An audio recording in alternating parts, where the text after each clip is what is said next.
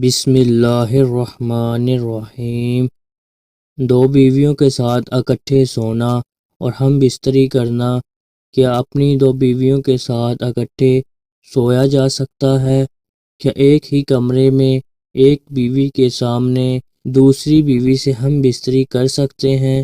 جاننے کے لیے ویڈیو کو آخر تک لازمی دیکھیے گا۔ اسلام نے انسانوں کو اخلاق و کردار کی قیمتی جواہر سے نوازا ہے اور زندگی گزارنے کے اصول سے سرفراز کیا۔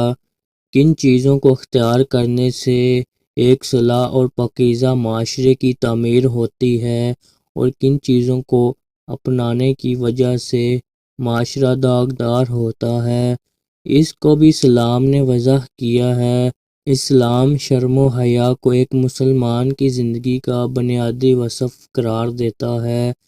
اسی لیے اسلامی معاشرے میں شرم و حیا کا بنیادی کردار ہے۔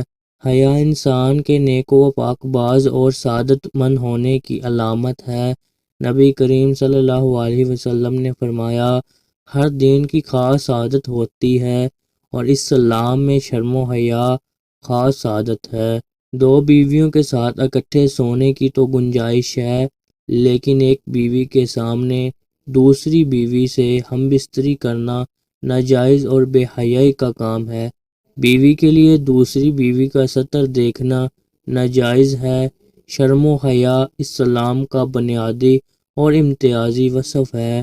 ایمان و حیا کو لازم و ملازم قرار دیا گیا ہے۔ اگر ایک اٹھ جائے تو دوسرا بھی اٹھ جاتا ہے، لہٰذا دو بیویوں کے ساتھ ایک وقت میں اکٹھے کر کے ہم بستری کرنا حیا کے خلاف اور مکروہ و تحریمی ہے۔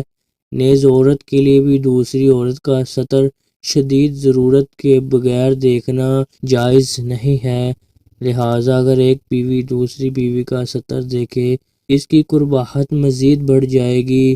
حضرت ابن عمر رضی اللہ تعالیٰ عنہ نے فرمایا، حیا اور ایمان دونوں ایک دوسرے سے ملے ہوئے ہیں، ان میں سے کوئی ایک اٹھ جائے تو دوسرا خود بخود اٹھ جاتا ہے۔ سیدہ حضرت عائشہ صدیقہ رضی اللہ تعالیٰ عنہا فرماتی ہیں، رسول اللہ صلی اللہ علیہ وسلم کے ساتھ ایک ہی برتن سے غسل کیا کرتی تھی۔ آپ صلی اللہ علیہ وسلم مجھ پر سبقت فرماتے تو میں کہتی، مجھے بھی پانی دیجیے، مجھے بھی پانی دیجیے۔ ایک اور روایت میں ہے، وہ فرماتی ہیں کہ نہاتے وقت میرا اور رسول کریم صلی اللہ علیہ وسلم کا ہاتھ برتن سے پانی لینے میں آگے پیچھے ہوتا تھا۔ حضرت عائشہ فرماتی ہیں کہ نہ تو آپ صلی اللہ علیہ وسلم نے کبھی میرے سطر کی طرف دیکھا اور نہ ہی میں نے آپ صلی اللہ علیہ وسلم کی سطر کی طرف دیکھا۔ ایک اور روایات میں حضرت ابو ہریرہ اللہ نے فرمایا، حیا ایمان ہی کی ایک شاخ ہے۔ اللہ تعالیٰ نے شرم و حیا کا مادہ انسان کی فطرت میں رکھی ہے، وہ دوسرے حیوانات میں نہیں رکھا۔ اس کے احسانات اپنے جسم کے کسی حصے، اپنے کسی فعل کو چھپانے کا اہتمام اور کوشش نہیں کرتے، جیسا اہتمام و کوشش انسان کرتا ہے۔ معاشرتی زندگی میں سطر اور پردہ خاص اہمیت کا حامل ہے۔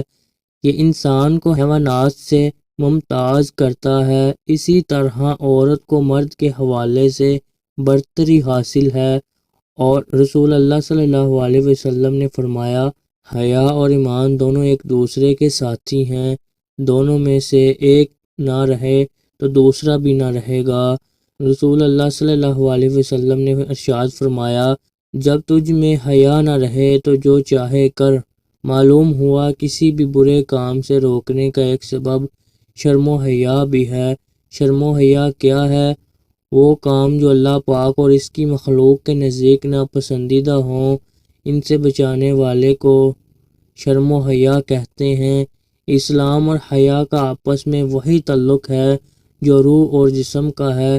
ان حضرت محمد صلی اللہ علیہ وسلم میں شرم و حیا کا مادہ اس قدر غالب تھا کہ آپ صلی اللہ علیہ وسلم پردہ نشین کنواری لڑکی سے بھی زیادہ شرمیلے محسوس ہوتے ہیں۔ چنانچہ حضرت ابو سعید خدری رضی اللہ تعالیٰ عنہ فرماتے ہیں، کنواری لڑکی اپنے پردے میں جتنی شرم حیا والی ہوتی ہے، حضور صلی اللہ علیہ وسلم اس سے زیادہ شرم و حیا والے تھے۔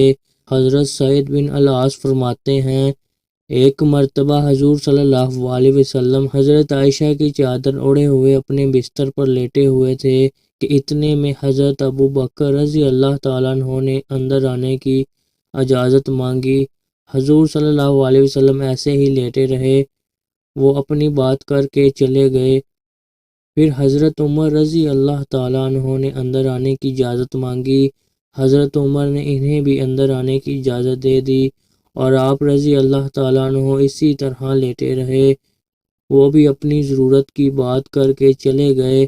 پھر حضرت عثمان رضی اللہ تعالیٰ عنہ فرماتے ہیں، پھر میں نے اجازت مانگی تو رسول اللہ صلی اللہ علیہ وسلم اٹھ کر بیٹھ گئے اور حضرت عائشہ رضی اللہ تعالیٰ عنہ سے فرمایا، تم بھی اپنے کپڑے ٹھیک کر لو۔ پھر مجھے اجازت دی، میں اپنی ضرورت کی بات کر کے چلا گیا تو حضرت عائشہ رضی اللہ تعالیٰ عنہ نے عرض کیا، یا رسول اللہ کیا بات ہے؟ آپ نے حضرت عثمان کے آنے پر جتنا اہتمام کیا اتنا حضرت ابو بکر اور حضرت عمر کے آنے پر نہیں کیا۔